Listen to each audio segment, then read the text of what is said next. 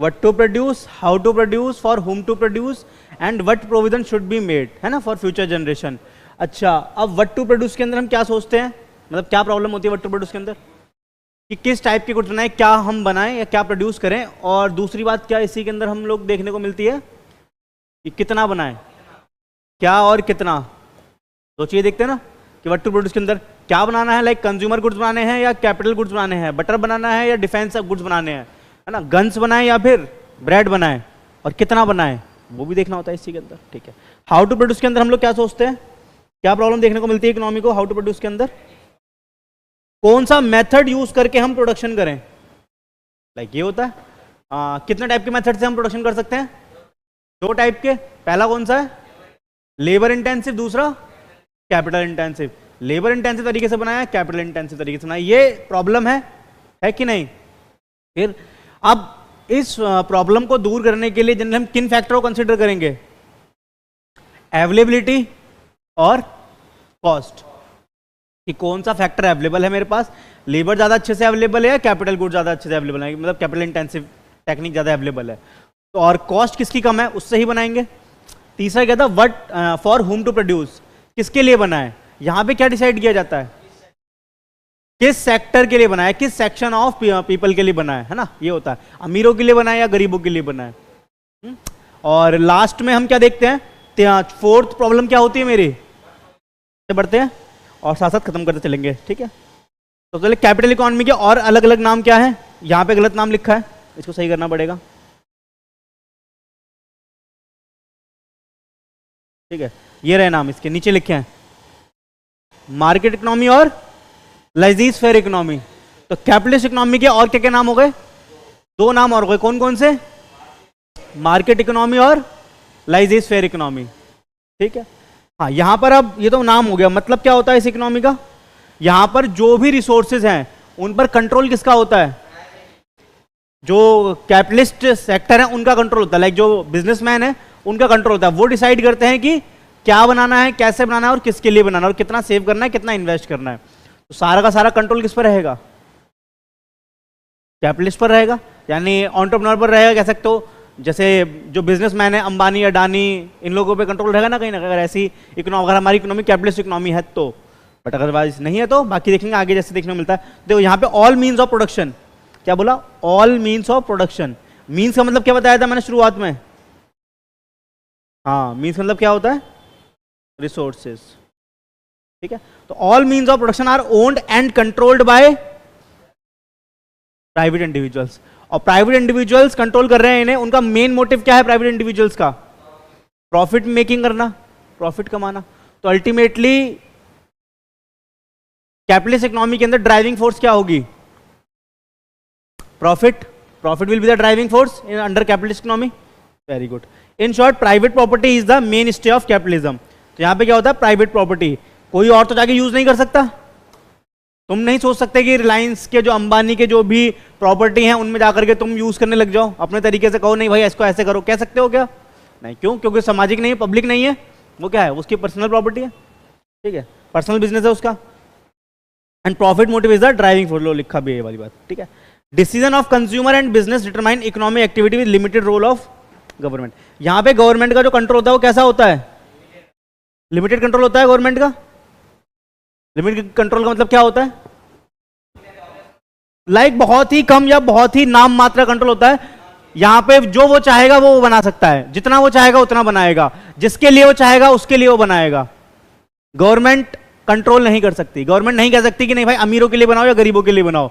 अंबानी को लगेगा कि भाई गरीबों के लिए बना कर कुछ भला नहीं हो रहा है तो अमीरों के लिए ही वो बनाएगा।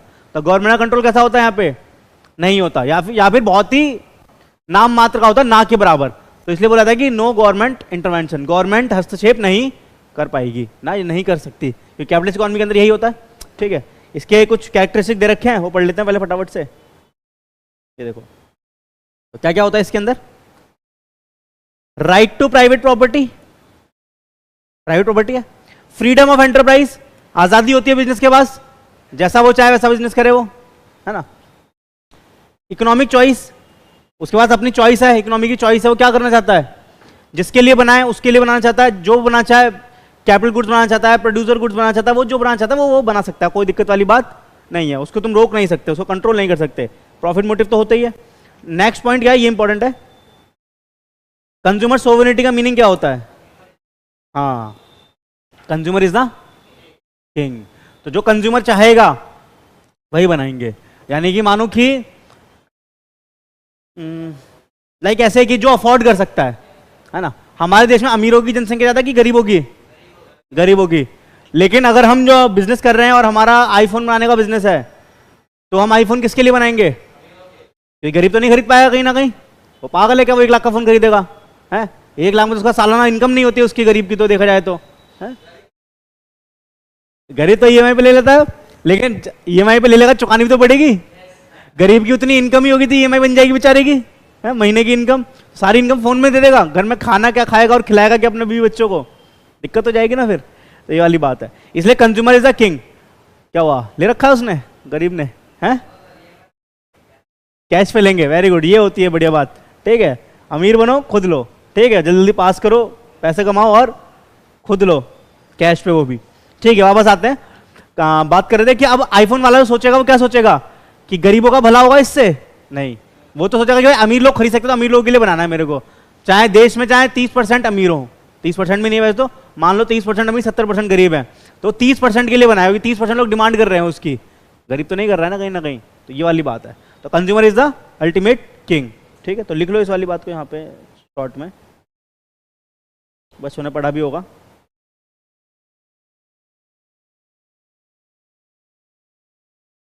चलो हाँ, नेक्स्ट पॉइंट क्या है, कंपटीशन।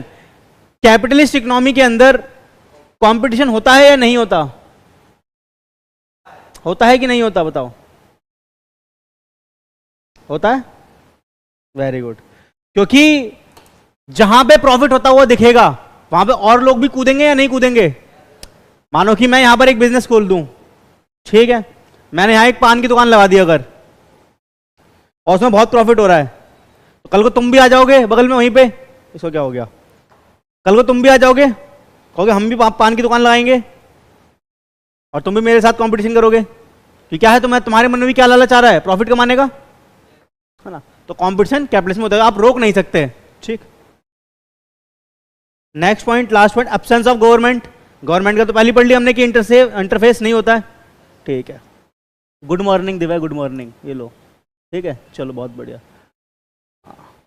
तो क्या होता है, गवर्नमेंट का इंटरवेंशन नहीं होता है यहाँ पे। ठीक, तो ये वाली बात होती है। एब्सेंस से बोला हुआ है, लेकिन बहुत ही नाम मात्र के लिए होता है, इसलिए एब्सेंस बोल दिया है। ठीक है, तो ये था कैपिटलिस्ट इकोनॉमी के पूरे फीचर। एडवांटेज डिसएडवांटेज क्या होते हैं वो भी देखेंगे थोड़ी देर में। ठीक है, देखो आज के दौर में, आज के एनवायरनमेंट में पूरी तरीके से 100% कोई भी इकोनॉमी कैपिटलिस्ट नहीं कह सकते और सोशलिस्ट नहीं कह सकते। डोमिनेंट फीचर किसका है उसके हिसाब से डिटरमाइन कर सकते हैं कि कौन सी इकोनॉमी क्या आती है। ठीक है, जैसे कि रशिया का मान लो, रशिया का भी मत मानो, छोड़ो उसका मान लो, किसका मानोगे, अमेरिका का मान लो एक बार को। हाँ क्यों, बट पूरी तरीके से उसे भी नहीं कह सकते, क्योंकि वहां पे इंडस्ट्रियल सेक्टर ज्यादा है, बिजनेस ज्यादा कंट्रोल करते हैं, बट सरकार के साथ ताल मिलाकर के काम करते हैं। लेकिन डोमिनेंट फीचर किसका है, कैपिटलिस्ट का है। तो इस तरीके से जिसका डोमिनेंट फीचर ना उसके आधार पर डिटरमाइन किया जाता है। पहले जमाने में होता था कि एक पूरी कोई कैपिटलिस्ट इकोनॉमी है, पूरी सोशलिस्ट है, आजकल हर कोई मिक्स है, बट प्रपोर्शन किसका ज्यादा है, होता है ना 60% कंट्रोल किसके हाथ में, 40% कंट्रोल किसके हाथ में, तो जिसके पास ज्यादा कंट्रोल है उस तरीके से डिटरमाइन कर सकते हैं। तो आज के दौर में सारी इकोनॉमी मिक्स ही कह सकते हैं एक तरीके से। ठीक है, आ जाओ फिर बात करते हैं सोशलिस्ट की। सोशलिस्ट इकोनॉमी का मीनिंग क्या होता है पहले? हाँ, जहां पर क्या होता है कि जो इकोनॉमी है वो क्या है, सामाजिक इकोनॉमी है, सामाजिक है, और जब चीज सामाजिक होगी, पब्लिक होगी, तो कंट्रोल करने के लिए कोई ना कोई तो चाहिए। और सरकार क्या होती है, सरकार चाहती है कि जनता का भला हो, तो सरकार के पास कंट्रोल रहता है कहीं ना कहीं। तो सरकार डिसाइड करती है कि रिसोर्सेज का यूज कैसे होगा, कहां पे होगा, कितना होगा, किसके लिए बनाया जाएगा और कितना सेव किया जाएगा। ठीक है, लेकिन सोशलिस्ट इकोनॉमी का जो कॉन्सेप्ट था वो दिया किसने था, Karl Marx and Friedrich Engels. ठीक है, ये नाम याद रखना जरूरी है, Karl Marx and Friedrich Engels, angle नहीं एंजल्स, ठीक है, एंजल प्रिया वाला, वो तो ए वाला होता है, एंजल प्रिया वाला भी नहीं है, ई वाला है, ठीक है, तो याद रखना फ्रेडरिक एंजल, ठीक है। कहां पे दिया था इन्होंने? The communist manifesto, communist manifesto में पब्लिश हुआ था कब? 1848 में। तो 3 MCQ मेरे यहां से बन गए पहली लाइन से ही, ठीक है, वेरी गुड। तो Karl Marx and Friedrich Engels communist manifesto में कब? 1848 में, वेरी गुड, चलो हाँ शाबाश, चलो ठीक है। हाँ अब हम बात करते हैं कि इसके अलग अलग नाम पढ़ लेते हैं पहले, ठीक है, इसके अलग अलग नाम लिखे हैं यहाँ पे, हाँ ये ना देखो,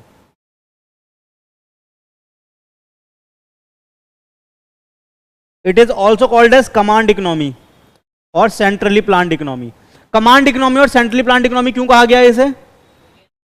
क्योंकि कमांड कौन कर रहा है इसे? गवर्नमेंट।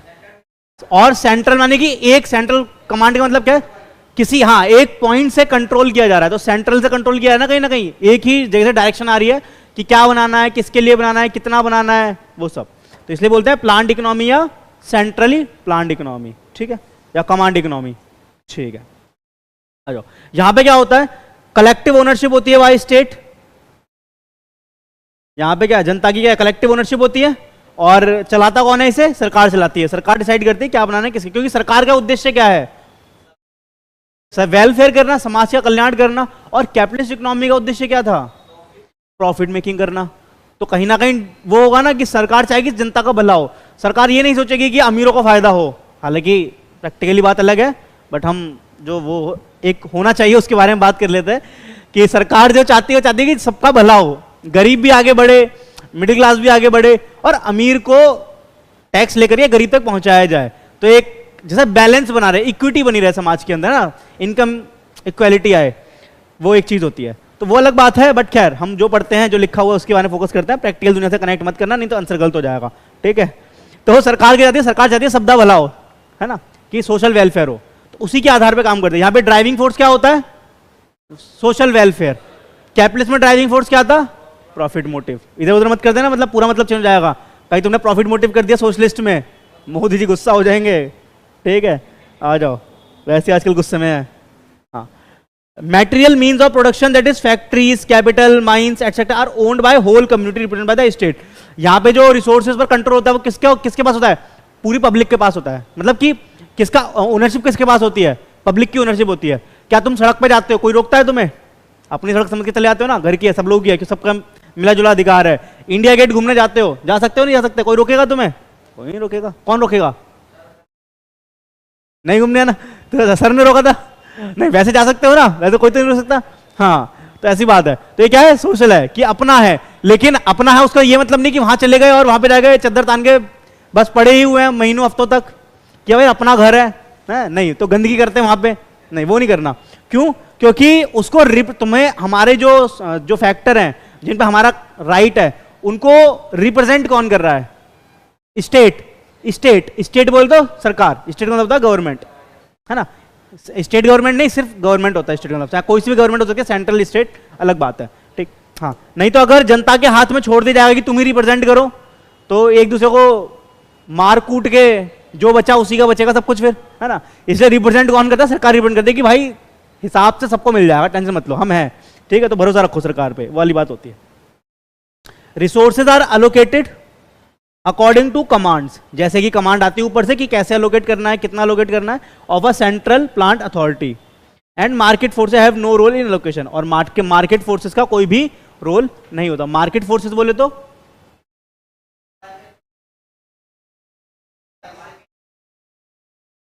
मार्केट फोर्स का बेसिक मीनिंग होता है डिमांड सप्लाई, क्योंकि कैपिटलिस्ट इकोनॉमी में जो कैपिटलिस्ट है वो कैसे प्रोडक्ट को बनाएगा या कैसे प्रोडक्ट को अलोकेट, रिसोर्स को अलोकेट करेगा, वो कौन डिटरमाइन करेगा? Market forces. जिस चीज की डिमांड होगी उसी की सप्लाई करेगा ना, चाहे उसमें जनता का भला हो या ना हो, उसे मतलब नहीं है। बट यहाँ पे क्या होगा? यहाँ पे मार्केट फोर्सेस को ध्यान में नहीं रखा जाता, यहाँ पे देखा जाएगा कि समाज का भला किस चीज से हो रहा है, वो करेंगे, ठीक है। हाँ, यहाँ पे प्रॉफिट मोटिव उद्देश्य ही नहीं है, पहली बात तो हमारा, ठीक है। Under this production distribution of goods are aimed at maximum, लो आगे वायलेंस, जिसका हम कब से बेसब्री से वेट कर रहे थे, मैक्सिमाइजिंग द वेलफेयर, यानी समाज का कल्याण क्या करना है? मैक्सिमाइज, यानी बढ़ाना है ज्यादा से ज्यादा, of the community as a whole. State is the sole entrepreneur, यहाँ पे कौन होता है? सरकार is the sole entrepreneur, there is the absence of competition. और यहाँ पे कोई भी कंपटीशन, क्या सरकारों को कंपटीशन दे सकता है क्या? नहीं। क्या?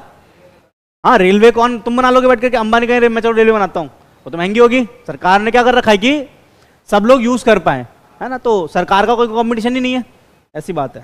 सरकार आपस में खुद की कंपटीशन है। हाँ वही तो मैंने बोला, इसीलिए कि आज के दौर में तो ऐसा है ही नहीं। पहले पहले पहले पहले कह सकते हो, कुछ एग्जांपल है पहले, है ना? तो वाली बात है। हाँ, जहां पे सरकार ही कंट्रोल कर रही है पूरी तरीके से, हर चीज मेरे इशारों पे ही होगी, सरकार के इशारों पे होगी, प्रधानमंत्री राष्ट्रपति के इशारों पे होगी, वो चीज थी, ठीक है। बट उसके हिसाब से क्या है ना, इनके भी अपने एडवांटेज डिसएडवांटेज है। क्योंकि अगर सरकार सोचेगी कि समाज का भलाई करना है तो ग्रोथ कैसे होगी, पैसा कैसे जनरेट होगा इकोनॉमी के अंदर, है ना? क्योंकि अगर सब बांटते ही रहेंगे तो इंडस्ट्री कैसे लगेगी, इंडस्ट्री लगेगी तो इकोनॉमी कैसे बढ़ेगी, ग्रोथ नहीं हो पाएगी, एक्सपेंशन नहीं होगा, तो उस वजह से ही नुकसान होगा। लेकिन अगर खाली ग्रोथ एक्सपेंशन का सोचेंगे तो बेचारा गरीब मर जाएगा। तो दोनों के अपने फायदे अपने नुकसान है कहीं ना कहीं। तो इसीलिए जब हम आजाद हुए तो जब हमारे जो सबसे पहले प्रधानमंत्री थे जवाहरलाल नेहरू जी, उन्होंने सोचा कि एक काम करते हैं कि हमें भी एक इकोनॉमी का सेक्टर चुनना पड़ेगा, या तो हम कैपिटलिस्ट बने या सोशलिस्ट बने। हाँ, तो हमने सोचा कि इसके अपने फायदे उसके अपने नुकसान, दोनों चीज देखी गई। तो उन्होंने कहा एक काम करते हैं कि हम इसके फायदे ले लेते हैं और इसके फायदे भी लेते हैं, कैपिटलिस्ट के फायदे भी हमने ले लिए और सोशलिस्ट के फायदे भी लिए, और दोनों को मिला देते हैं और एक नई इकोनॉमी बना देते हैं, मिक्स इकोनॉमी। जिससे क्या होगा, दोनों के फायदे मिलेंगे हमें कहीं ना कहीं। तो ये रहा, इससे हम इकोनॉमिक ग्रोथ भी कर पाएंगे, सरकार का कंट्रोल होगा इंडस्ट्री सेक्टर पे, बट कुछ हद तक होगा जिससे उनको दिक्कत ना आए बिजनेस करने में, और सरकार रहेगी समाज के भले के लिए भी। तो एक ब्लेंड ऑफ रहेगा, तो जिससे क्या रहेगा, दोनों चीजें पैरेलल चलती रहेंगी आसानी से। तो उस तरीके से सोच के हिसाब से हमने मिक्स इकोनॉमी को अपनाया, ठीक है। तो ये वाली बात थी। आ जाओ अब देखते हैं। अच्छा पहले सोशलिस्ट के फीचर पढ़ लें क्या? ये रहे, वो जो ऊपर पढ़ के आए थे ना, उसमें यहाँ पे पॉइंट्स में लिखा हुआ है मेनली बस। Collective ownership of means of production by state, however small farms, workshop and trading farms which may remain in private hands. Socialist के अंदर बनाया गया कि सारा कंट्रोल सरकार के पास रहेगा, बट कुछ चीजों को छूट दे दी गई कि छोटे जो बिजनेस हैं, छोटे फार्म्स हैं, वो प्राइवेट के हाथ में, तो उससे कुछ फायदा तो हो नहीं रहा, वैसे भी कोई इंपॉर्टेंट नहीं है। Profit motive and self interest are not the driving force. यहाँ पे प्रॉफिट मोटिव या अपना भला ड्राइविंग फोर्स नहीं है जो उसको चलाने में। ड्राइविंग फोर्स का मीनिंग क्या होता है वैसे मेनली? जो हमारे अंदर से हमें काम करने के लिए उत्साहित कर रहा है, प्रेरित कर रहा है कहीं ना कहीं। तो यहाँ पे प्रेरित किसी चीज को कौन करेगा? प्रॉफिट नहीं है, प्रॉफिट आपको प्रेरित नहीं करेगा करने के लिए, यहाँ पे वेलफेयर करेगा। बट कैपिटलिस्ट में आपको प्रेरित कौन करेगा काम करने के लिए? प्रॉफिट करेगा, ठीक है। हाँ, the resource are use to achieve certain socio economic objective. यहाँ पे क्या जो रिसोर्सेज है उनको ऐसे यूज किया जाता है कि कुछ सोशल और इकोनॉमिक ऑब्जेक्टिव अचीव किया जा सके। लाइक समाज का भला करना है, गरीबों को आगे बढ़ाना है, इनकम इक्वालिटी लानी है, वो अमीरों से टैक्स लेना है, गरीबों को बांटना है, वो सब चीजें इसके अंदर आ जाती हैं। सेंट्रली प्लान, एक नाम आ गया। कंज्यूमर चॉइस एब्सेंस होती है यहाँ पे, वही मार्केट फोर्स को ध्यान में नहीं रखते, तो कंज्यूमर सोवरेनिटी का कॉन्सेप्ट हट जाता है यहाँ से। कंज्यूमर जो चाहेगा उसको वो जरूरी नहीं कि हम वही दें, हमें जो लगता है कि जिससे समाज का भला होगा हम वो चीज बनाएंगे, उस तरीके से बनाएंगे और उन लोगों के लिए बनाएंगे, ठीक। रिलेटिवली इक्वल इनकम डिस्ट्रीब्यूशन, यहाँ पे क्या है बता दिया, इनकम डिस्ट्रीब्यूशन में ख्याल रखा जाता है। Minimum role of price mechanism market force, बहुत ही कम या नाम मात्र का रोल होता है कि किस हिसाब से प्राइस को सेट करेंगे, कंपटीशन नहीं होता है बस। हाँ बिल्कुल, जो उसका फायदा था वो उसका नुकसान है, अपोजिट कह लो, तभी तो होगा ना कि एक लेफ्ट है तो एक राइट है, लेकिन अब उसके बीच का पढ़ना है हमें क्या होता है। देखो, the mix economic system depend on both market and government for allocation. यहाँ पे दोनों मिलकर डिसाइड करेंगे, दोनों मिलकर के प्लान करेंगे कि कैसे हमें रिसोर्स को एलोकेट करना है और कैसे हमें इकोनॉमी को आगे बढ़ाना है। तो दोनों बातों को ध्यान में मिला करके आगे बढ़ेंगे, ठीक है। गवर्नमेंट भी आएगी और हमारा वो भी आएगा, कैपिटलिस्ट वाला इंसान भी आएगा। In mixed economy, the aim is to develop a system which try to include the best feature of both the controlled economy and the market economy, ठीक है। कंट्रोल्ड इकोनॉमी का मतलब क्या है यहाँ पर? हाँ, कंट्रोल्ड इकोनॉमी का मीनिंग क्या है? Socialist economy. तो कोई कंट्रोल कर रहा है ना कहीं। कैपिटलिस्ट तो क्या है? कैपिटलिस्ट तो क्या है कहीं ना कहीं, वहां पे कॉम्पिटिशन है, कोई भी आ जाएगा, वो तो अपने आप को कंट्रोल कर रहा है, पूरी इकोनॉमी को थोड़ी है। हाँ, मार्केट ओरिएंटेड, ठीक है, वो अलग होता है। While excluding the demerit of both, हमने दोनों के डिसएडवांटेज हटा दिया और दोनों के फायदे लेकर के एक इकोनॉमी बना दी, जैसे बोला गया। Mix economy. In mix economy there are 3 sector. इसके अंदर 3 सेक्टर देखने को मिल जाते हैं हमें नॉर्मली मिक्स इकोनॉमी के अंदर। एक प्राइवेट सेक्टर, एक पब्लिक सेक्टर और एक जॉइंट या कंबाइंड सेक्टर। प्राइवेट सेक्टर क्या होता है? जहां पर production and distribution in this sector are managed and controlled by private individuals, however private individual may be regulated by the, यानी कि जो प्राइवेट सेक्टर प्रोडक्शन होगा या डिस्ट्रीब्यूशन होगा वो कहीं ना कहीं मैनेज और कंट्रोल किसके द्वारा किया जाएगा? Private sector. लेकिन क्या उनको पूरी आजादी मिलेगी? नहीं, उनको रेगुलेट करने के लिए क्या रहेगा? गवर्नमेंट ऊपर से मॉनिटर करते रहेगी, कहीं तो कुछ गलत तो नहीं कर रहे हो, कहीं समाज को चूना तो नहीं लगा रहे हो, है ना, वो सब ध्यान रखा जाएगा, जिससे क्या हो वो काम भी करें अपना और एक उन्हें ये भी रहे कि कोई देख रहा है ऊपर से, तो जिससे क्या हो वो किसी को नुकसान ना पहुंचाए, गरीबों को हार्म ना कर पाए। तो वो सब भी दोनों चीजें साथ साथ चलती रहेंगी प्राइवेट सेक्टर में। वहीं बात करेंगे पब्लिक सेक्टर की, तो industry in the sector are not primarily profit oriented but are set up by state for the welfare of the community. वहां पर ऊपर वाले में क्या था कि कहीं ना कहीं प्रॉफिट भी ध्यान में था, यहाँ पे क्या है पूरी तरीके से समाज के भले के लिए है, क्योंकि सरकार का कंट्रोल रहेगा यहाँ पूरी तरीके से। सरकार कहेगी ठीक है हम प्राइवेट सेक्टर में इकोनॉमी को बढ़ा रहे हैं, पब्लिक सेक्टर में हम क्या कर रहे हैं? समाज का भला करते हैं, तभी तो मिक्स बन के आएगा ना। तो दो सेक्टर बना दिए हमने, प्राइवेट सेक्टर बना दिया और पब्लिक सेक्टर। जैसे तुम स्कूल देखते हो, स्कूल है कि नहीं है? प्राइवेट स्कूल होते हैं नहीं होते? बिल्कुल होते हैं। प्राइवेट हॉस्पिटल होते हैं कि नहीं होते? होते हैं। उनका मोटिव क्या होता है? पैसा, इलाज करना तो होता ही है, बट मेन तो कहीं ना कहीं प्रॉफिट कमाते हैं वो कहीं ना कहीं। और क्या उनको ऊपर से कंट्रोल नहीं किया जा रहा है? किया जा रहा है ना, सबके लिए अलग अलग वो बना हुआ है, एक रेगुलेटरी बॉडी बनी हुई है ऐसे, ठीक है। और वहीं क्या सरकारी स्कूल होते हैं, गवर्नमेंट स्कूल, गवर्नमेंट हॉस्पिटल है कि नहीं है? वहां पे क्या पैसे लगते हैं क्या ज्यादा? नहीं, बहुत ही नाम मात्र के मिनिमम फीस होती है वहां तो स्कूल में, है ना। अगर गवर्नमेंट स्कूल में जाओ तो कितनी साल महीने की कितनी फीस होती है? कहीं कहीं तो वो भी नहीं लगती है, बट फिर भी मान लो खाना फ्री मिलता है उसके अंदर, है वाह, मिड डे मील आता है बढ़िया एकदम, मजा आता है, तो वो सब चीजें हो जाती है। तो वो ये चीज बता रहे हैं यहाँ पर प्राइवेट सेक्टर और पब्लिक सेक्टर, ठीक है। लेकिन आप कुछ चीजें ऐसी होती है जो दोनों मिलाकर के चला रहे हैं, कंबाइंड बोथ। जैसे स्कूल के एग्जांपल लें तो कुछ ऐसे स्कूल होते हैं जो गवर्नमेंट भी होते हैं और प्राइवेट भी होते हैं, दोनों मिलाकर के एडिट स्कूल कहते हैं, है ना, वही चीज। A sector in which both the government private employees have equal access, दोनों का ही क्या इक्वल एक्सेस है, and join hands to produce community and service, और दोनों मिलकर क्या कर रहे हैं? काम कर रहे हैं, leading to the establishment joint sector, joint sector आगे बढ़ाने के लिए। हाँ हाँ, वो भी उसमें आ जाता है, एग्जैक्ट। इसीलिए ये सारे सेक्टर क्या है मेरे? जॉइंट सेक्टर में आते हैं। तो समझ आया? प्राइवेट मिक्स के अंदर 3 पार्ट में तोड़ सकते हैं, प्राइवेट, पब्लिक और कंबाइंड या जॉइंट सेक्टर। प्राइवेट जो पूरी तरीके से प्राइवेट है बट उनको रेगुलेटरी बॉडी के थ्रू कंट्रोल किया जा रहा है। पब्लिक वो जहां पर सरकार ही चला रही है समाज के भले के, वहां पे प्रॉफिट तो किसी भी चीज किसी भी तरह का नहीं हो रहा है। क्योंकि प्राइवेट स्कूल में प्रॉफिट होता है कि नहीं होता है? बहुत प्रॉफिट होता है। फीस कितनी हाई लेते हैं वो लोग, महीने की 10-10 हज़ार, 15-15, 20 हज़ार तक की फीस है कुछ स्कूलों की, तो लूटते हैं, वाह, ठीक है। बस इतना फर्क है, गवर्नमेंट स्कूल में बच्चा जनरली हिंदी में गाली सीखता है, प्राइवेट में इंग्लिश में गाली सीखता है। कह रहा इतना ही फर्क है बस, नहीं और भी बहुत फर्क मिल जाते हैं, ठीक है। तो मजाक की बात है, बट लेकिन फील तो हिंदी में ही है? चलो आ जाओ, बस ठीक है। हाँ, क्या कह रहा, फील तो हिंदी में ही है, वेरी गुड। अच्छा मैं वो अलग हो गया फिर, ठीक है। चलो हम ये पढ़ लिया, मिक्स सेक्स इकोनॉमी के अंदर का ये पढ़ लेते हैं एक बार। Government itself must run important and selected industries and eliminate the free play of profit motive and self interest, ठीक है। वही चीज है कि जो free play of profit oriented है उसको हटा देना और पूरी तरीके से मिक्स करके चलाना है। तो ये मेरी 3 टाइप की इकोनॉमी थी, ठीक है। अभी तक मुझे ये नहीं समझ आया कि ये 3 टाइप की इकोनॉमी है। हमने मिक्स इकोनॉमी अपनाई है इंडिया वालों ने सबसे पहले, ठीक है। अब बात करते हैं कि फायदे नुकसान क्या है इसके, और बस खत्म हो जाएगा ये तो। लो, इतना ही है चैप्टर, कुछ नहीं है, ठीक। अच्छा, इसके लिए मैं एक चार्ट बनाना चाहता हूँ पहले, फिर आगे बढ़ेंगे, ठीक है। आ जाओ, ये प्रॉब्लम का जो चार्ट है यहीं पे बना लेते हैं, या अलग से बना लेते हैं। चलो, मैंने नोट्स सेक्शन बनाया था एक अलग से लिखने के लिए।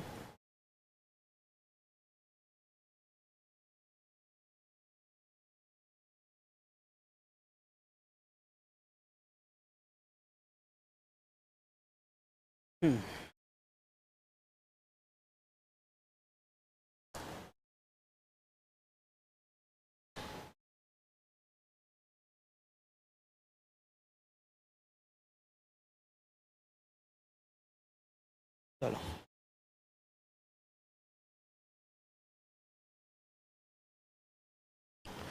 देखो इस चैप्टर में जो पढ़ा है एक चार्ट में समराइज कर सकते हैं हम।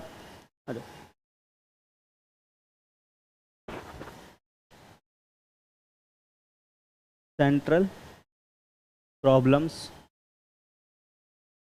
ऑफ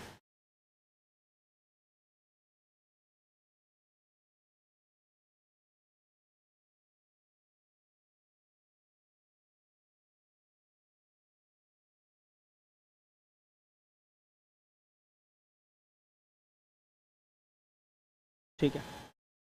पहली समस्या क्या आती है? What to produce. बोलो मेरे संग। हाँ, what to produce. What to produce के अंदर भी दो चीजें डिसाइड करनी होती है हमें, क्या और कितना। व्हाट और हाउ मच, है ना। फॉर एग्जाम्पल,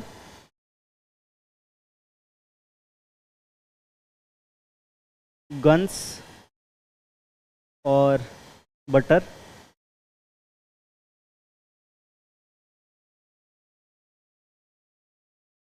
प्रोड्यूसर गुड्स और कंज्यूमर गुड्स। ठीक। हाउ मच में इनकी क्वांटिटी क्या होगी?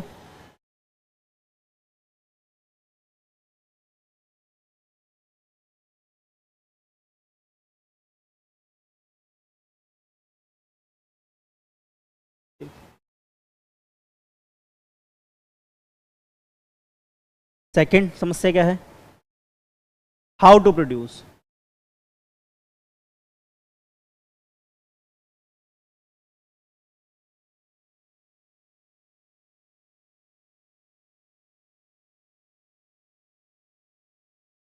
हाँ लिख सकते हैं, consumer capital goods. Producer goods का मतलब भी क्या होगा? उसके अंदर कैपिटल गुड्स आते हैं ना कहीं ना कहीं। हाँ वो भी सारे, कि क्या बनाना है, हर चॉइस हो सकती है हर चीज की। लग्जरी गुड्स बनाए कि नेसेसरी गुड्स बनाए, सीधी बात है। हाँ ठीक है। हाँ और लेकिन फिर क्वांटिटी क्या रहेगी वो तो हाँ जो भी बनाना है वो डिसाइड करो। साथ कितना बनाना है ये भी देखना पड़ेगा ना, कितना बनाए, गन्स कितनी बनाए, बटर कितना बनाए, वो भी डिसाइड करना है।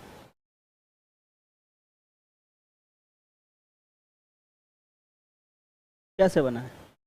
इसके अंदर हम डिसाइड करना होता है मेथड ऑफ प्रोडक्शन। लिख लेता हूँ ऊपर ही।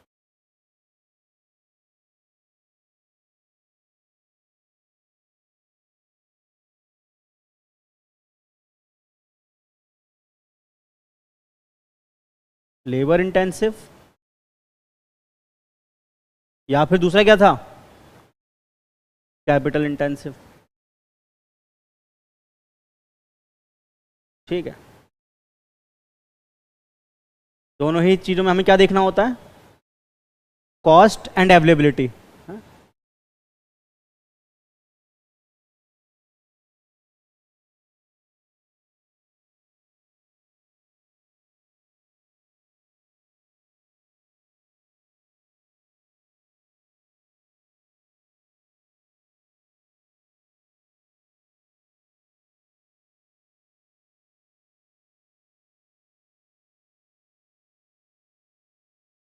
एंड अवेलेबिलिटी, चलो ये भी हो गया, वेरी गुड। थर्ड क्या था? For whom to produce.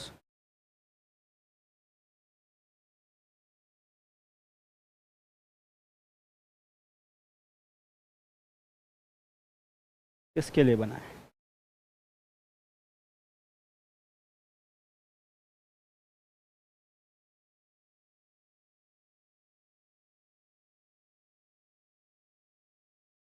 Production to be done. Yes, chapter खत्म, चैप्टर 1 खत्म इसी के बाद बस। Production to be done for which class of section.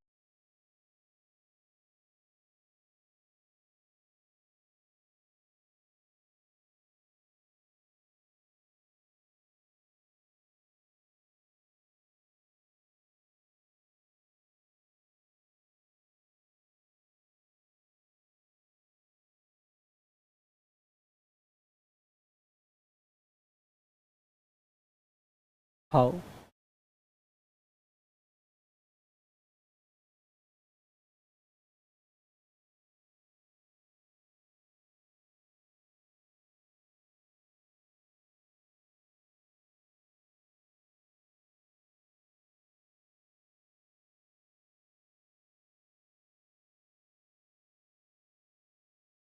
Distributed, distribution का इसके अंदर फैसला लिया जाता है ना। बस एक लास्ट में फिर what provision should be made for future growth. चलो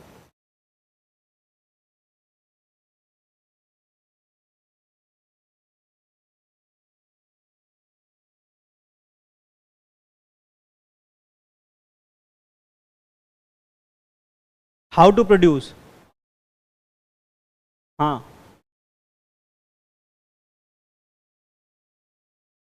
अच्छा अच्छा, how production will be distributed, जो हमने प्रोड्यूस करा है उसको हम कैसे डिस्ट्रीब्यूट करें, कितना कहाँ कहाँ डिस्ट्रीब्यूट करें, रिच को कितना दें, अमीर को कितना दें, वो चीज़, और रिच को कितना दें और गरीब को कितना दें, ठीक है वो चीज़।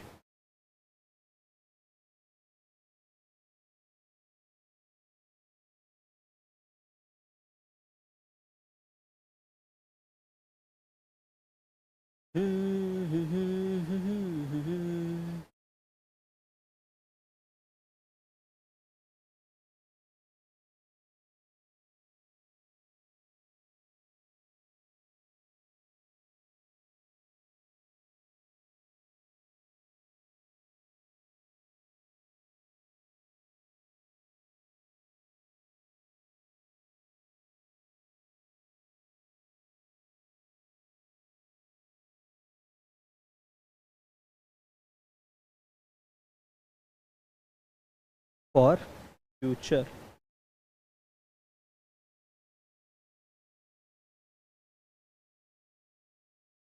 ये किस पे डिपेंड करेगी, कहीं ना कहीं सेविंग और इन्वेस्टमेंट पे। बस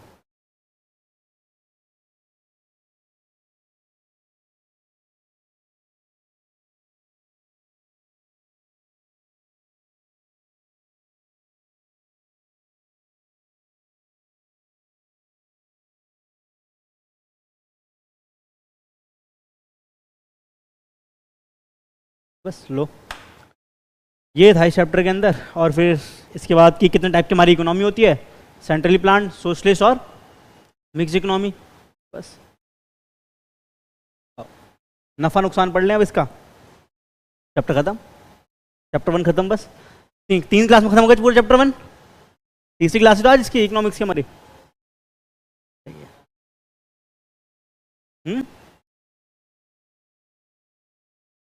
नहीं नहीं, कुछ चैप्टर में टाइम लगेगा, कुछ चैप्टर जो है वो ऐसे जल्दी खत्म, कुछ चैप्टर है एक क्लास में खत्म हो जाएगा, एक दो चैप्टर तो ऐसे हैं ये खत्म हो गया, ठीक है। हाँ नहीं, क्योंकि यूनिट भी है ना फिर उसके अंदर, इसके अंदर 2 यूनिट थी, दोनों 3 दिन में खत्म हो गई हमारी।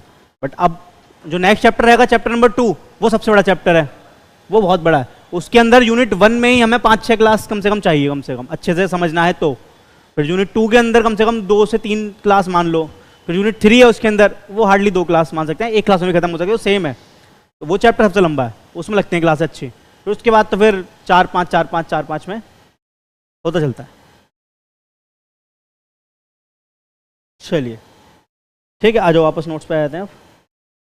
अब ऊपर से रीड कर लेते हैं, ये जैसे जो हम पढ़ने वाले हैं जो है मेरिट डिमेरिट, इंपॉर्टेंट नहीं है इतने, ठीक है, बस रीड आउट कर लेते हैं बुक से, बहुत है उतना, ठीक है। ये देखो तीनों के फायदे दे रखे हैं, जो इसका फायदा होगा, जो कैपिटलिस्ट का फायदा होगा सोशलिस्ट का नुकसान होगा, जो सोशलिस्ट का फायदा होगा कैपिटलिस्ट का नुकसान होगा, और जो दोनों का फायदा होगा वो इसका मिक्स का फायदा होगा, सीधी बात है। तो एक बार रीड करोगे क्या, हेडिंग हेडिंग मतलब ऊपर ऊपर से। ये देखो एक कैपिटलिस्ट दे रखा है यहाँ पे, पहला वाला कॉलम कैपिटलिस्ट का है, मैं दोबारा लिख देता हूँ यहाँ पे, ठीक है। ये कैपिटलिस्ट के फायदे हैं, सोशलिस्ट और मिक्स्ड। एक बार बस फटाफट से रीड आउट करके देखो, कैपिटलिस्ट का फायदा, हेडिंग हेडिंग पढ़ो।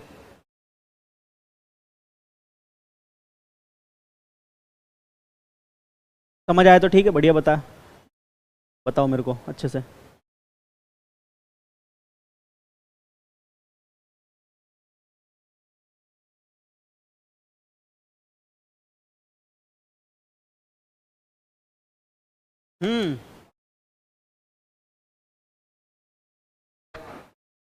कहाँ पे, हाँ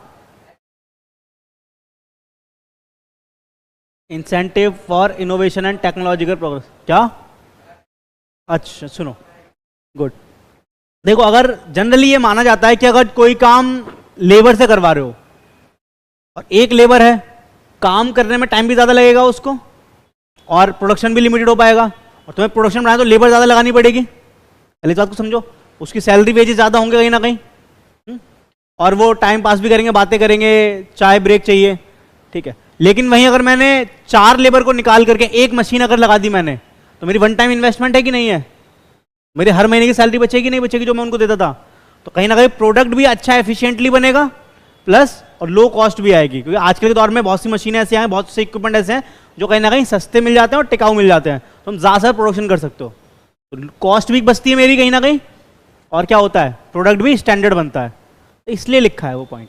इसी की वजह से क्या, जैसे जैसे टेक्नोलॉजी अपग्रेड होती जा रही है वैसे वैसे क्या होता जा रहा है, अनएम्प्लॉयमेंट बढ़ता जा रहा है ना। और एआई के आने के बाद तो तुम देख ही रहे हो कितना, और अगर एआई और अच्छा सक्सेसफुल हो जाएगा आगे जा करके, जो कि हो ही जाएगा, तो कितनी नौकरियां खतरे में आ सकती हैं। हाँ, वो एआई तो नहीं कर पाएगा सी के सिग्नेचर, है ना, वो तो फिर तुमसे तो सेफ हाथों में हो, तो सी यही करेगा, एआई थोड़ी अपना मेंबरशिप नंबर डाल देगा, उसके पास है ही नहीं। हाँ, तो ये एक अच्छी बात है, और बाकी बहुत सी चीजें हैं। हाँ ठीक है, तो ये चीज़ है, देख सकते हो इसको। अच्छा रीड करो फटाफट से, सोशलिस्ट का पढ़ो इसी के बाद, और फिर मिक्स का पढ़ के तो फिर खत्म करते हैं इसको।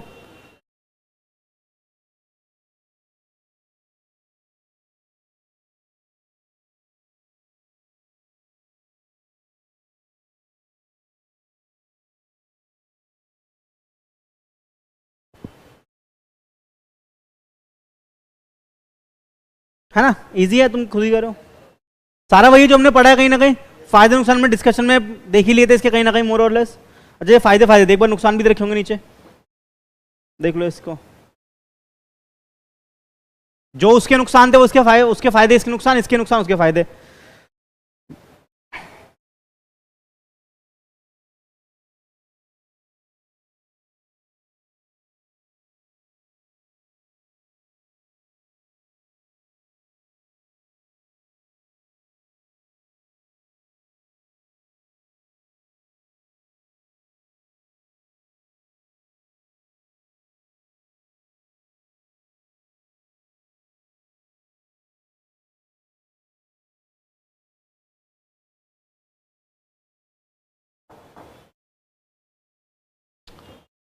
अच्छा इसमें पहला वर्ड लिखा है प्रेसिडेंस, इसका मीनिंग पता है क्या? प्रेसिडेंट नहीं, प्रेसिडेंस क्या होगा इसका मतलब? क्या करता है? ह्यूमन राइट का, अच्छा यहां मतलब precedence of property right over human right, यानी कहा जाता है कि जो प्रॉपर्टी के राइट्स हैं वो ज्यादा हैं ह्यूमन राइट्स से। यहां पे प्रायोरिटी किसे दी गई है? प्रॉपर्टी राइट को। ह्यूमन राइट कोई मरता है तो मर जाए, हमें हमारा फायदा होना चाहिए, हमें मतलब नहीं है, ये वाली बात है ना, प्रायोरिटी लिख लो इसका मतलब।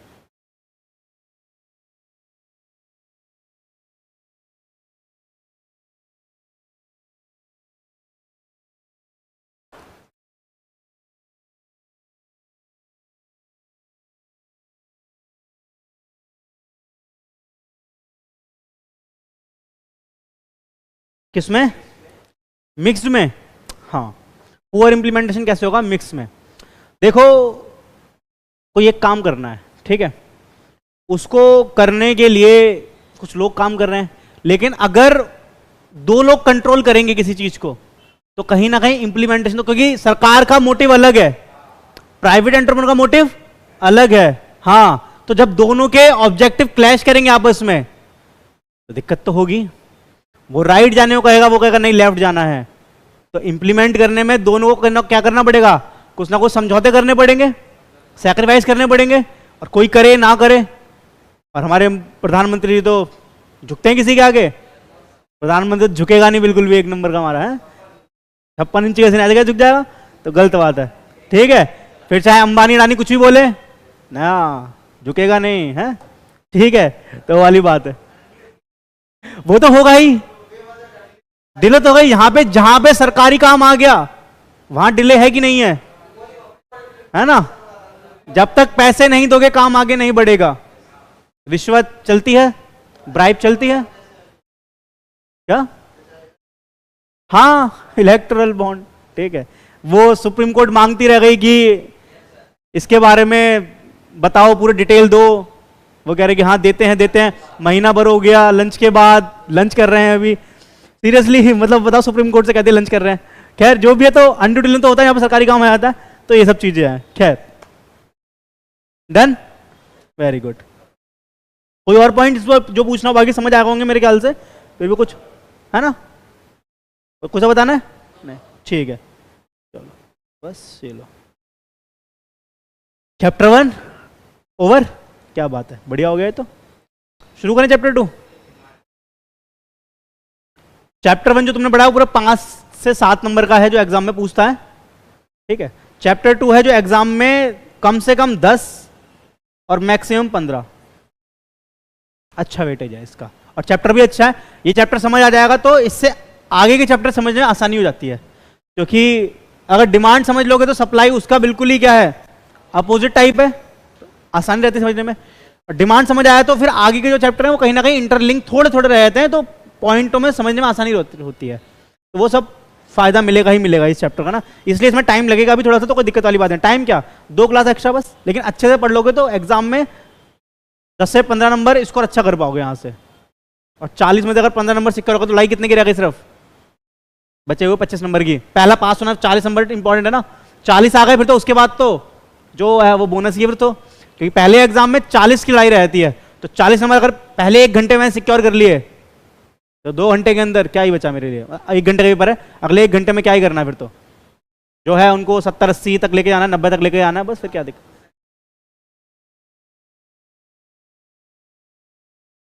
हाँ वेरी गुड। तो इसी में तो अगर 40 से ज्यादा स्कोर करना है। अच्छा अच्छा, वैसे दोगे हैं? अच्छा अच्छा, हाँ वो बढ़िया है, ठीक है। हाँ एक बार एक्सपीरियंस के लिए चलो। पता लग जाएगा अच्छे से। हाँ ठीक है, हो जाएगा कोर्स तो, खैर काफ़ी हद तक हो जाएगा तुम्हारा, ठीक है। आ जाओ वापस। अब डिमांड का मीनिंग समझना है पहले तो मुझे, उसके लिए मैं ये सब हटा देता हूँ, इसकी ज़रूरत अभी नहीं है मेरे को। यहाँ से पढ़ते हैं, आ जाओ।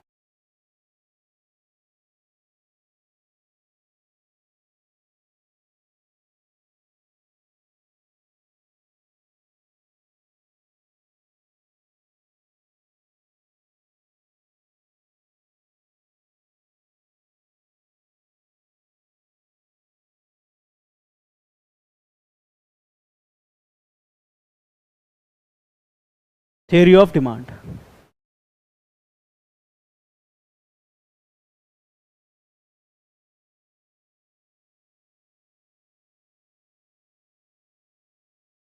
इसमें इसमें प्रैक्टिकल भी हैं कुछ, न्यूमेरिक इलास्टिसिटी के क्वेश्चंस भी करने को मिलेंगे मेरे को। हाँ हाँ, ग्राफ वो सब तो है ही, वो तो हर चैप्टर में कहीं ना कहीं है, ठीक है। वो तो रहता ही है इकोनॉमिक्स में, अजम्पशन भी रहती है इकोनॉमिक्स में। ठीक है। अब देखो, सबसे पहले डिमांड का मीनिंग पता होना जरूरी है कि नहीं? तो डिमांड का मीनिंग से तुम क्या समझते हो, तो बताओ। हाँ, विलिंगनेस टू स्पेंड को डिमांड बोला जाता है। अच्छा, और ऑफ हिज इनकम, ठीक है। हाँ बोलो। एक ग्राहक की जो चाह रहती है है ना, कभी वो इसको इंग्लिश में हिंदी कन्वर्ट कर दिया, वो ट्रांसलेशन कर दिया। हाँ वाह, डेफिनेटली तो सही में रहेगा, चाहे हिंदी में पढ़ो चाहे इंग्लिश में पढ़ो, सही बात है। उसने इंग्लिश में बोला, तुमने हिंदी में बोल दिया, एक ही जगह से पढ़ाई करी तुमने ठीक है। तो ग्राहक की जो चाह रहती है खर्च करने की, तो कहीं ना कहीं तुम कह रहे हो जो चाहत है वो डिमांड है, जो इच्छा है, जो वांट है, जो चाहत है वो विलिंगनेस, वो डिमांड है। मैं लिख के देखता हूँ जरा कैसा लगता है ये चीज, चाहत इज इक्वल टू डिमांड। तुमने कहा कि तुम्हारी जो वांट है, जो चाहत है, वो डिमांड है, पक्का? सही बात है। वांट माने विलिंगनेस, दोनों ने अभी तुमने बोला। अब मैं किस में क्या करूं कि ये डिमांड बन जाए? नीड भी ऐड कर दूं, वांट प्लस नीड। अच्छा, अब से थोड़ा डिमांड ऐसा लग रहा है, जिसकी मुझे चाहत भी है और जो मेरे लिए जरूरी भी है। अच्छा, ऐसी कौन सी है जिसकी तुम्हें चाहत भी और जरूरी भी है? अच्छा, चाहत तो बहुत है ना, खरीदना भी तो होना चाहिए। हाँ, अनलिमिटेड बॉन्ड्स, एग्जैक्टली। चलो, तो ये तो गलत बात है, ये तो गलत बात है, ऐसा नहीं होता। एक एग्जांपल लेते हैं, ठीक है, आ जाओ। मानो ये एक गाड़ी है, तो बना दूं पहले फिर मानना, ठीक है।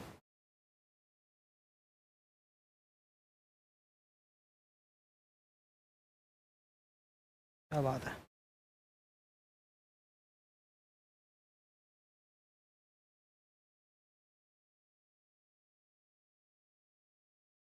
ये लो,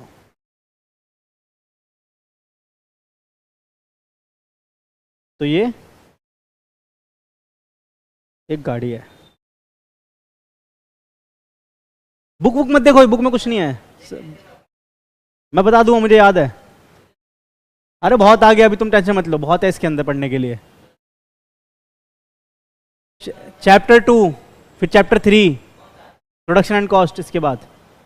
हाँ, अभी ये पढ़ ले पहले। ये देखो, ये इंपॉर्टेंट है, तुम्हारी काम की चीज ये है। ये कौन सी गाड़ी लगती है? ट्रैक्टर लग रही है? नहीं यार, अरे नहीं, तुम समझ नहीं पा रहे हो सही से मेरे ख्याल से। हाँ यार, कितने अच्छे ड्राइंग है मेरी।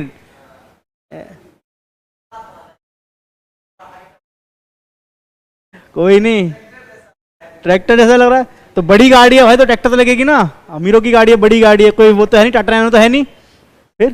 तो ये रोल्स रॉयस है। देखो भाई, पहचान गया एकदम से, कितने अच्छी ड्राइंग बनाई मैंने, बस देखते ही पहचान गया। तो मेरी ड्राइंग में तो कोई घपला नहीं है इसका मतलब। तुम्हें गाड़ी के नाम नहीं पता, ये मान। ठीक है, आ जाओ। अब देखते हैं, अब काम की बात देखते हैं। तो कितने की गाड़ी रहेगी रोल्स रॉयस, मान लेते हैं अगर मिनिमम 5 करोड़।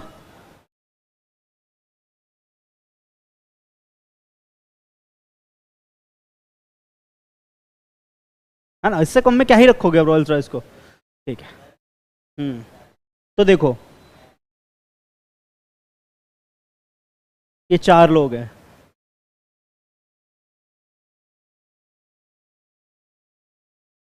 ये 4 लोग हैं, ठीक। ये 4 लोग हैं, कौन कौन? एक तो तुम हो,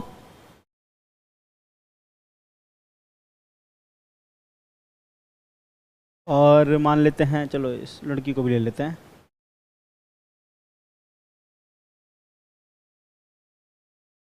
नहीं,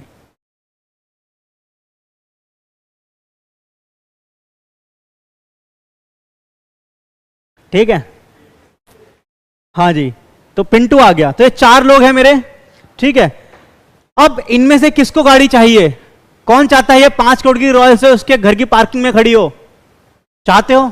सब चाहते हैं? मैं पूछ लूं सबसे, कौन कौन चाहता है?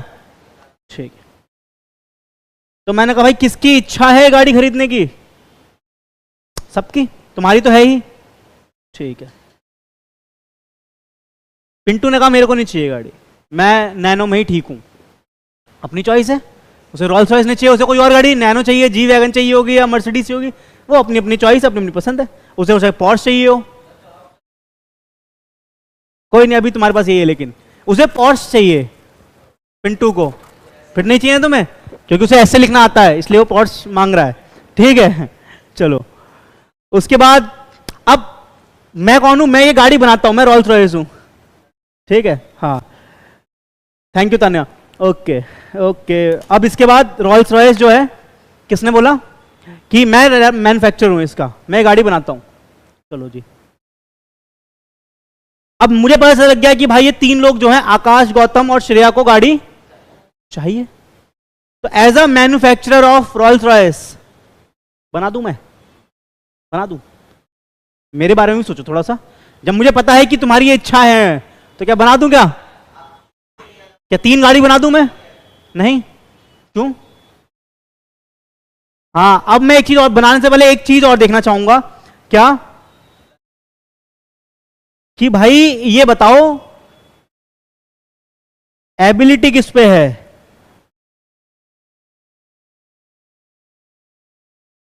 है ना? लाइक पैसा किस पे अफोर्ड कौन कर सकता है? तो देखते हैं। मैंने पूछा भाई कौन है जो खरीद सकता है? अरे बहुत पैसा है। इसने कहा ठीक है। हाँ भाई ने बोला आईफोन भी मेरे पास, तो गाड़ी भी चाहिए मेरे को। ठीक। श्रेया ने बोला सॉरी मेरे पास अभी इतना पैसा, और जिसकी इच्छा ही नहीं है उसकी एबिलिटी मायने करेगी क्या? नहीं, वो तो डिमांड से पहले हट गया, तो इसको हटा देते हैं। ठीक है, इसको तो वैसे ही बाहर कर दिया देश से। ठीक है, अब बताओ, अब एज अ मैन्युफैक्चरर मुझे समझ आ गया कि दो लोग ऐसे हैं मेरे पास अभी कि जो लोग इच्छा भी रखते हैं और पैसा भी है देने के लिए। तो क्या मैं 2 रॉल्स रॉयस बना दूं, बेच से निकल जाऊं? क्या डिमांड आ गई मेरे पास, क्रिएट हो गई, डिमांड हो गई? हाँ कि ना, बताओ ना, क्या दिक्कत है? शर्मा क्यों रहे हो? क्या आ जाएगा अब? अच्छा मैं नीचे कर दिया इसलिए कोई बात नहीं, ले ऊपर कर देता हूँ वापस। तो जगह बनाई है मैंने। नहीं नहीं दिमाग देख रहा, पता है मेरे को। पर्टिकुलर टाइम, हाँ अभी है पैसा, अभी है पैसा तुम्हारे पास। अरे पैसा है बिल्कुल, बहुत अंधा पैसा है। 2 गाड़ी नहीं बनाऊं? क्यों? नहीं नहीं, चॉइस वो अदर फैक्टर रिमेन कांस्टेंट। तुम्हें रॉयल्स रॉयस चाहिए क्योंकि वांट आ गया ना, वरना तुम्हारे में मैं ये कर देता, मैं पिंटू को रख लेता फिर यहाँ पे। तुम्हें रॉयल्स रॉयस खरीदनी है, चाहिए तुम्हें, इच्छा है तुम्हारी, है ना? जी वैगन भी ले लेना, रॉयल्स रॉयस भी रखी रहेगी पार्किंग में, क्या बुराई है? पैसा बहुत है, हाँ क्या दिक्कत है? ठीक है, हैं? अंबानी भी पैसा बहुत है, हाँ। अंबानी इनके यहाँ पे आके वो करके आता है, पौधों में पानी डालता है ऐसा है, बढ़िया, एकदम मजा आ जाएगा। आकाश अंबानी आ रहा है सुबह सुबह तुम्हारे पौधों में पानी डालने के लिए, मजा आ जाएगा, है ना? हाँ चलो खैर, बताओ डिमांड बात बोल दूं क्या? अभी मैं इन दोनों बातों को देख करके जगह नहीं बनाई मैंने, ठीक है? क्या?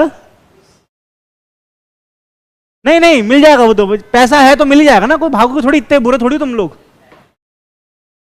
हो गया डिमांड, वेरी गुड। अगर मैंने अभी गाड़ी बना दी ना, तो अभी तुम्हारी इच्छा है और तुम खरीद सकते हो, लेकिन ऐसा भी तो हो सकता है कि इतना पैसा खर्च करने का मन ना हो। गाड़ी चाहते हो, पैसा देने की हिम्मत भी है, बट वो पैसा देने की इच्छा नहीं है अभी, है ना? हाँ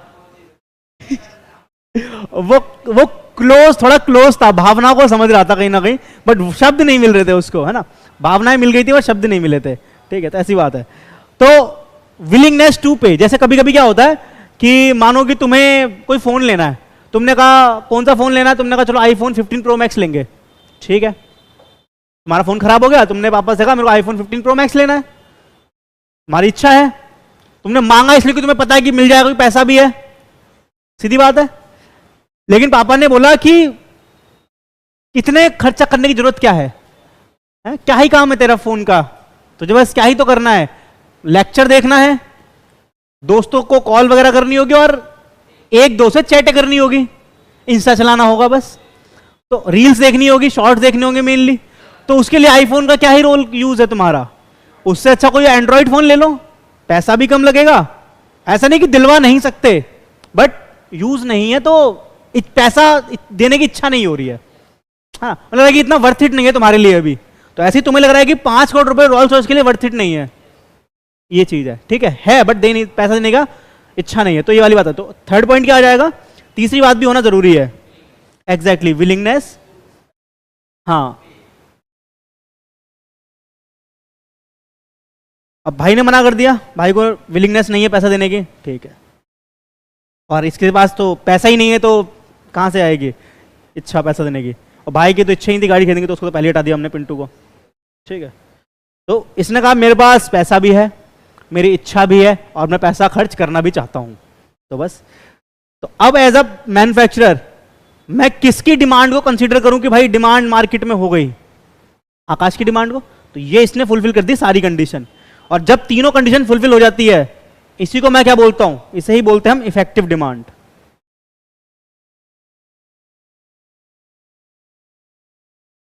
इफेक्टिव डिमांड। तो इफेक्टिव डिमांड होने के लिए क्या 3 चीजें होनी चाहिए? वांट, एबिलिटी टू परचेज, और एबिलिटी टू परचेज को मैं एक नाम से और पुकार सकता हूं,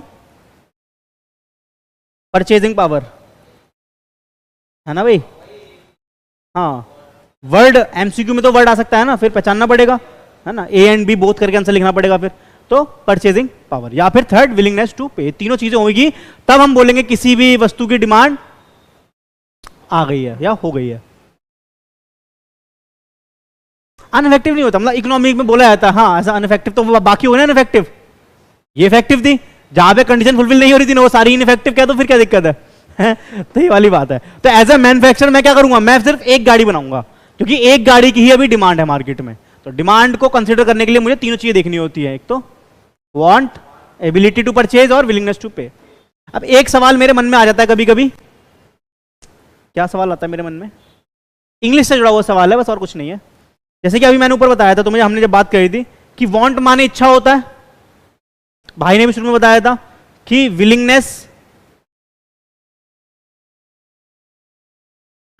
विलिंगनेस मतलब भी क्या होता है, इच्छा, वांट माने भी इच्छा, इच्छा डिजायर सेम थिंग, ठीक है, विश। तो हमारी जो बुक है, जो इकोनॉमिक्स की बुक है, उसके अंदर एक बार वांट वर्ड यूज किया गया, एक बार विलिंगनेस, दोनों का मतलब सेम, तो दो बार क्यों यूज किया गया, ये कुछ।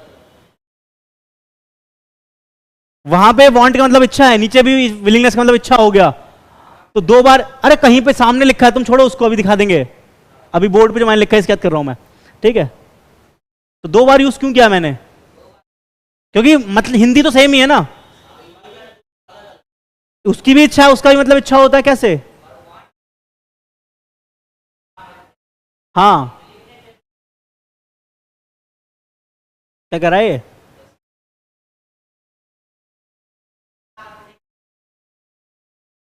सही कह रहा है ये?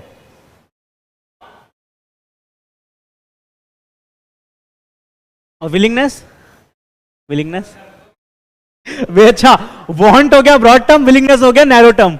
नहीं नहीं, हिंदी तो सेम ही ना, इच्छा और इच्छा, डिजायर डिजायर, वांट का मतलब भी इच्छा है और विलिंगनेस का मतलब भी इच्छा है, दोनों का मतलब इच्छा इच्छा है। तो क्या, ऐसा नहीं है इंग्लिश इतनी भी टेक्निकल नहीं है, ठीक है। हाँ, क्या मतलब है, दो बार यूज क्यों किया, मुझे बस यही दिक्कत है, पता है, जब भी मैं ये पढ़ता हूँ, नहीं पढ़ाता हूँ, मुझे हमेशा ये सवाल आता है कि ये दो बार क्यों यूज कर दिया इन्होंने, क्या उन्हें इंग्लिश के अलग अलग वर्ड दिखाने थे कि हमें आते हैं?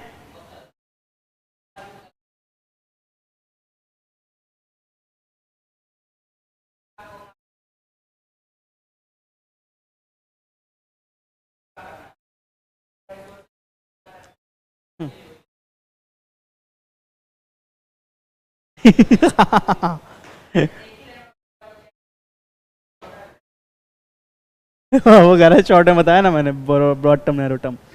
देखो, सही बोल रहे हैं कि कोशिश कर रहा है वो, ठीक है। देखो मैं बताता हूं, यहां पे जब वांट की बात हुई है, तो यहां पे वांट की बात हुई है किसकी, किसी गाड़ी की, किसी वस्तु की, वस्तु की इच्छा की बात की गई है। यहां पे जब बात की गई इच्छा की, तो इच्छा की बात की गई है पैसा पे करने की इच्छा की, तो ये फर्क है बस। जब पहली वाली वांट की इच्छा की बात की गई है, तो वहां पे बात की गई है कि तुम्हें उस चीज की इच्छा है भी या नहीं, जैसे पहले ही पिंटू को थी डिजायर को हमने मार दिया कि उसको चाहिए ही नहीं, तो पैसा पे करने की इच्छा का सवाल ही नहीं आता। बट तुम में से कुछ लोग थे जिनको क्या थी, खरीदने तो थी, बट उसको खरीदने के लिए जो पैसा देना है, वो पैसा देने की इच्छा नहीं है। तो पहली वाली बात हो रही है, चाहत किसकी चाहत है, उस आइटम की चाहत है। सेकंड में उसको खरीदने के लिए जो रिसोर्स पे करना है, उसकी चाहत है, ठीक है। तो ये फर्क है दोनों में, और कुछ फर्क नहीं है, क्लियर। हिंदी मतलब चाहत है, लेकिन वो चाहत किस सेंस में है, पहली चाहत का मतलब है सामान की चाहत, इच्छा उसकी, वस्तु की चाहत। दूसरी चाहत है पैसा पे करने की। मैं अगर यहां पे लिख देता, बुक में अगर ये वर्ड लिखा होता वांट टू पे, तब भी सही होता, क्योंकि हिंदी मतलब ही है ना, या डिजायर टू पे, विश टू पे, वो तो इंग्लिश का अलग वर्ड यूज कर लिया, बट किस सेंस में करा गया है, यहां पे पैसे की सेंस में किया गया है, कि पैसा पे करना चाहता है या नहीं, वहां पे सामान खरीदना चाहता है या नहीं, ये वाली बात है, ठीक है। अभी क्लियर है ना, अभी कंफ्यूजन तो नहीं होगी, ठीक है। तो इसको नोट कर लो अच्छे से, थोड़ा सही से बनाना, ठीक है।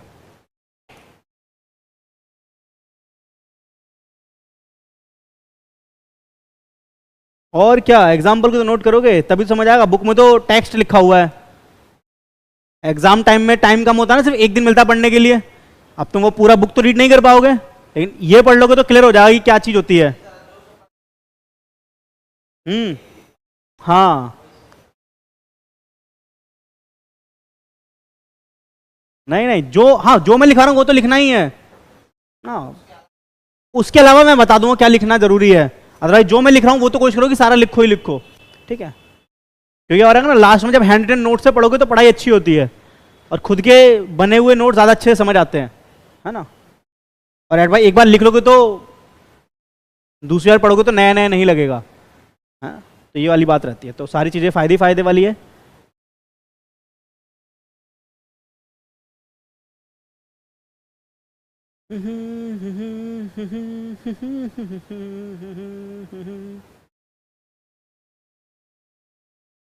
ठीक है, आज के बाद कभी अगर कोई पूछे, जब मैं पूछूं डिमांड कैसे क्रिएट होती है, तो क्रिएशन के लिए क्या चीज जरूरी है? तीन चीजें जरूरी है। तीन तीन चीज क्या जरूरी है? ये, हाँ,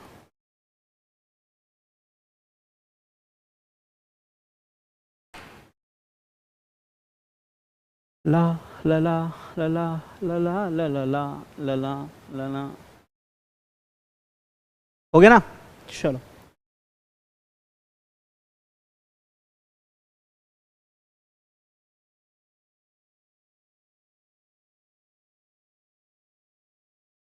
चलो,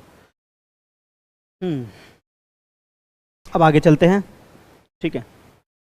डिमांड क्रिएट होती है तीन चीज से, जिसे इफेक्टिव डिमांड भी बोलते हैं। और डिमांड को एक्सप्रेस कैसे करते हैं?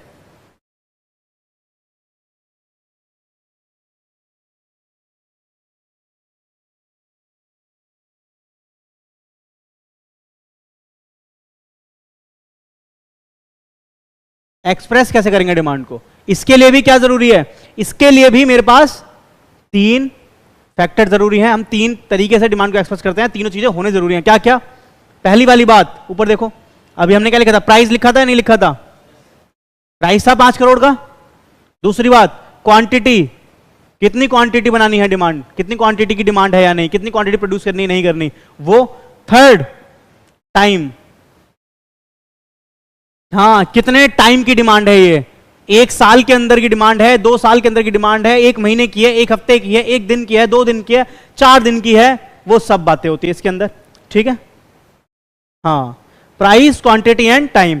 तो आज से कभी भी कोई 2 क्वेश्चन पूछे डिमांड कैसे क्रिएट होती है, तो पहली वाली बात, price, want, ability to purchase और विलिंगनेस टू पे। और जब बात करेंगे एक्सप्रेस की कि कैसे एक्सप्रेस करते हैं, तब 3 बातें रखेंगे, पीक्यूटी, प्राइस, क्वांटिटी एंड टाइम, ठीक है। ठीक है, उसके बाद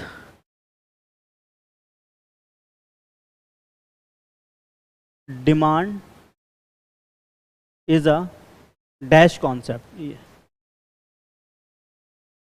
डिमांड एक स्टॉक कॉन्सेप्ट है या फ्लो कॉन्सेप्ट है? बच्चों ने पढ़ा होगा कहीं ना कहीं, कभी ना कभी। फ्लो कॉन्सेप्ट है, पक्का देख लो, बदल मत जाना भी थोड़ी देर बाद, जब मैं तुम्हें एग्जांपल समझाऊं तो। नहीं पलटोगे? नीतीश कुमार तो नहीं? ठीक है, चलो, demand is a flow concept तुम्हारे हिसाब से। तो क्या स्टॉक और फ्लो कॉन्सेप्ट का मीनिंग पता है तुम्हें? क्या बताऊं मेरे को?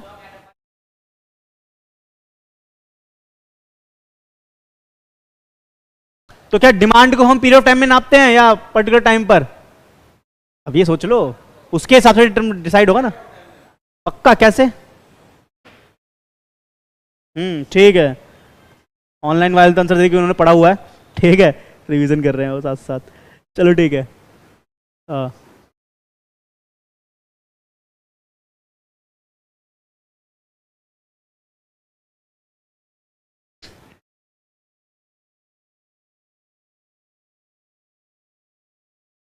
क्या लगता है स्टॉक है? अब तो स्टॉक और फ्लो का मतलब बता रहे थे ना। हाँ, तो स्टॉक फ्लो का मतलब तुमने बता दिया, ठीक है, मतलब ठीक है ना, तुम्हारे हिसाब से ठीक है अभी। तो उस हिसाब से डिमांड क्या है? स्टॉक रहा, फ्लो रहा?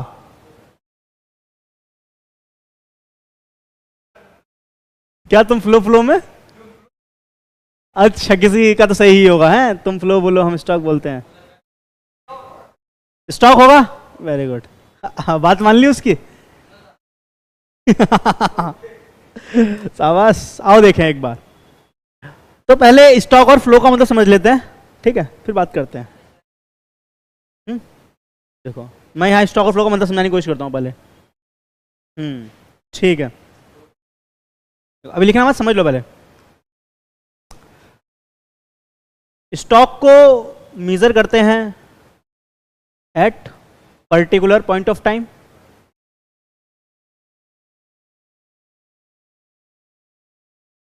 और डिमांड को, सॉरी, फ्लो को मेजर करते हैं एट पीरियड ऑफ टाइम। ठीक है, ये वाली बात तो है। अब एग्जांपल स्टॉक का क्या हो सकता है, जैसे कभी फोटो खींची होगी फोन में, है ना, जब फोन में फोटो खींचते हैं तो जो इमेज कैप्चर हुई है वो किस समय की इमेज कैप्चर हुई है। बट आप जैसे कि तुम अभी इस समय इमेज फोटो खींचोगे तो अभी क्या टाइम हो रहा है, 10:45 हो रहे हैं, तो 10:45 की चीजें जो है सारी कैप्चर हो जाएंगी exact particular point of time की। तो फोटो क्या कॉन्सेप्ट हो गया मेरा, इसका मतलब photo is a stock concept. हाँ, लेके स्टॉक कॉन्सेप्ट, हाँ वो भी एग्जांपल में बताऊंगा दूसरे वाले में, ठीक है। वहीं अगर वीडियो बनाते हैं अगर फोन में या कहीं भी किसी भी चीज में, तो पीरियड ऑफ टाइम आता है। अगर वीडियो स्टार्ट करोगे तो कुछ ना कुछ क्या रहेगी, एक रेंज रहेगी, 10:45 से 10:47, 10:48, 10:50। अगर 1 घंटे के, अभी जो हम लेक्चर रिकॉर्ड कर रहे हैं ये चालू हुआ था अपने टाइम पे, तब से लेके अभी तक ऑलमोस्ट 1 घंटे से ऊपर हो गया। तो एक रेंज आ गई ना कि शुरू हुई वीडियो, यहां से शुरू हुई और आगे बढ़ेगी तो कहीं ना कहीं यहां तक पहुंचेगी। तो बीच में क्या है, ये इसे क्या कहते हैं, रेंज कहते हैं ना, तो रेंज है। तो जब भी रेंज आती है इसे कहते हैं period of time, over the time चीज चल रही होती है। ये क्या होता है, ये होता है फ्लो कॉन्सेप्ट, ठीक है, ये होता है पीरियड ऑफ टाइम के आधार पे। उसी तरीके दूसरा एग्जांपल तुम याद रखने के लिए क्वेश्चन यहां से बनते हैं।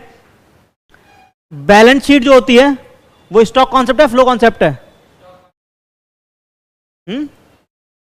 स्टॉक कॉन्सेप्ट है। क्यों?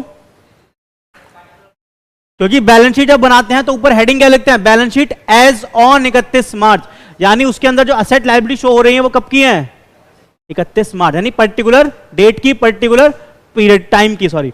तो इसलिए वो क्या होता है, जितने भी आइटम बैलेंस शीट आइटम होते हैं वो सारे क्या होते हैं, स्टॉक आइटम होते हैं। फिर चाहे वो कैपिटल हो, मशीन, इक्विपमेंट, कुछ भी हो, सब क्या है, स्टॉक कॉन्सेप्ट है। लेकिन वहीं अगर मेरा जो प्रॉफिट लॉस अकाउंट होता है वो क्या होता है, वो फ्लो कॉन्सेप्ट होता है। क्यों? क्योंकि जिसके अंदर क्या आता है, जो भी आता है वो पूरे साल भर का डाटा आता है, नहीं आता, पूरे साल भर मैंने क्या हरकत करी, मैंने सेल कितनी करी, profit and loss account for the year heading में आता है, फॉर द पूरे साल भर में क्या होता है, एक रेंज आ गई ना पूरे साल की, अप्रैल से लेकर मार्च तक की। तो इस आधार पे क्या होता है, ओ photo is the flow concept, photo is the stock concept. ठीक है, गलत बता रहा है ऑनलाइन में, ठीक है। चलो, तो पी एंड एल क्या होता है मेरा, फ्लो कॉन्सेप्ट होता है, क्योंकि हम इसके अंदर पूरे साल की इनकम को देखते हैं। तो P and L is a flow. अब एग्जाम में क्वेश्चन आ जाएगा, which of the following is a flow concept या स्टॉक कॉन्सेप्ट।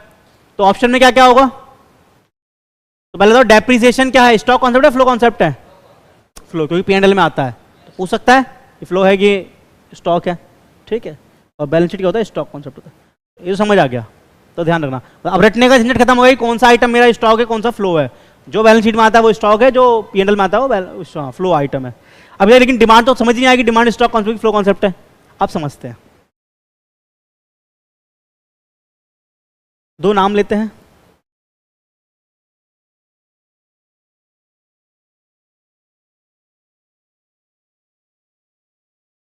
चिंकी जो है 20 आइसक्रीम खाती है और दूसरी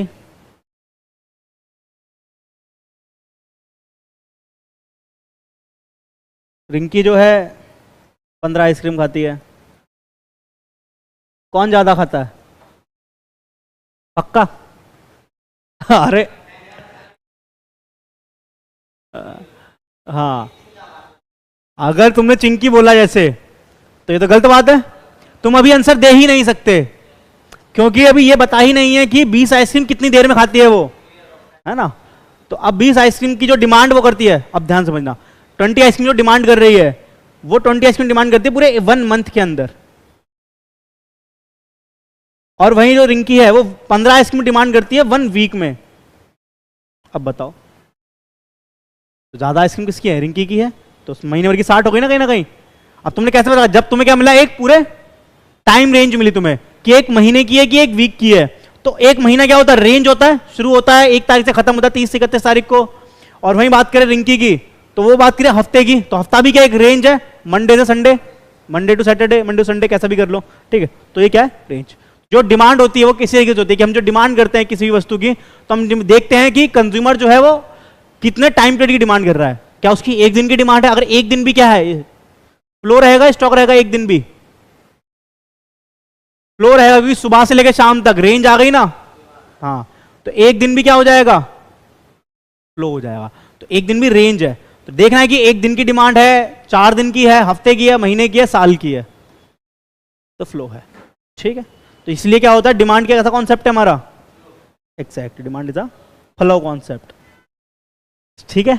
तो ये वाली बात होती है, लिख लो इसको, याद रहेगा तभी।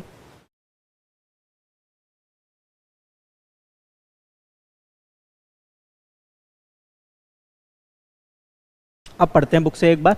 और ये चैप्टर जो है ये हमें कैसे पढ़ना है, क्या बन के पढ़ना है, एज अ कंज्यूमर का पॉइंट ऑफ व्यू समझना है मुझे इस चैप्टर के अंदर। तो होंगे तो हम प्रोड्यूसर ही कहीं ना कहीं, मतलब बिजनेसमैन ही रहेंगे, क्योंकि हम क्या पढ़ रहे हैं, बिजनेस इकोनॉमिक्स पढ़ रहे हैं। तो हम कंज्यूमर के माइंड को समझना चाहेंगे इस समय, कि कंज्यूमर कब डिमांड करेगा, कब डिमांड नहीं करेगा, तो वो पढ़ना है मुझे कंज्यूमर के बारे में, हूं मैं बिजनेसमैन ही, ठीक है। ये वाली बात ध्यान रखना। तो ये हो जाए तो बताओ, फिर बुक में चलते हैं।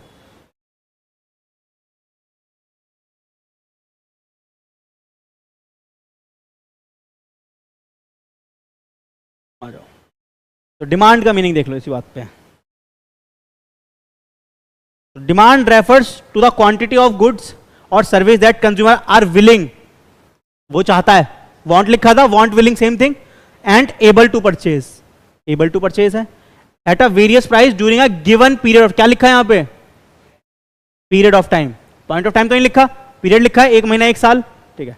Effective demand of any good और सर्विस कब होगी, विलिंगनेस यानी डिजायर, अरे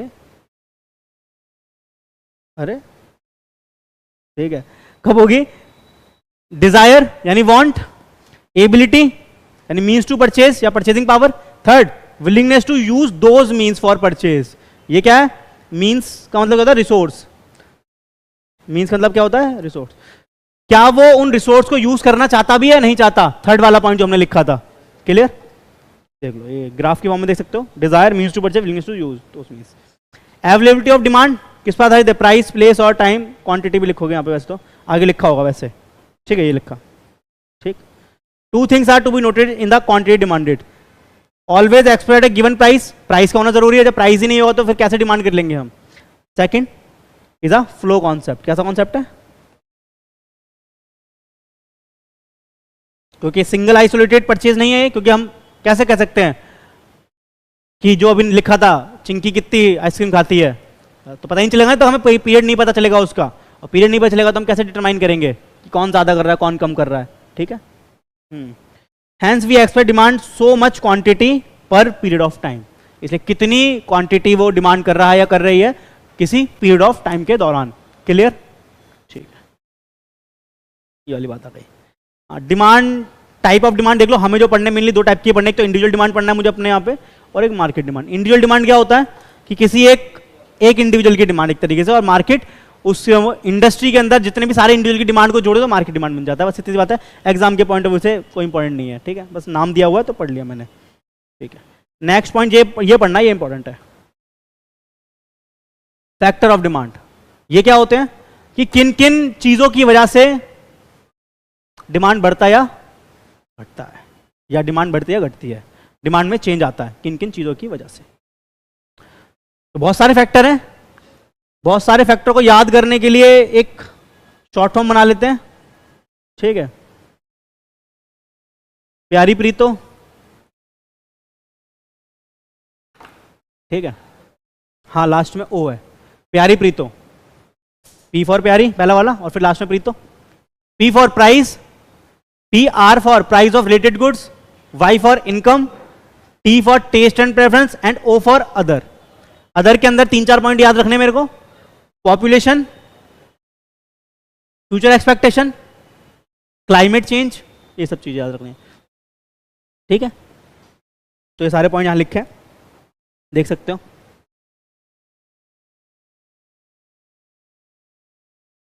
ठीक है ना, चलो अब ये सारे फैक्टर मेरे को पढ़ने हैं, समझने हैं अच्छे से। ठीक, उसके लिए मैं चाहूंगा कि हम अगली क्लास में उसको पढ़ें, क्योंकि ये ऑलरेडी इतना हैवी पढ़ लिया हमने, एक चैप्टर खत्म करा, शुरू करा, इंपॉर्टेंट कॉन्सेप्ट देखा, अब ये अपना में इंपॉर्टेंट है, तो इतना हैवी दिमाग में कंसिडर करना थोड़ा मुश्किल हो सकता है। लेकिन हाँ, जो पढ़ा है उसको रिवाइज जरूर करना है, और फिर कोई डाउट हो तो पूछ लो अभी, नहीं तो फिर अगली क्लास में पूछ लेना। कोई डाउट अगर अभी ना आ रहा हो बाद में पढ़ने के बाद तो कोई दिक्कत थोड़ी है। देख लो कुछ पूछना हो तो बताओ, नहीं तो फिर मैं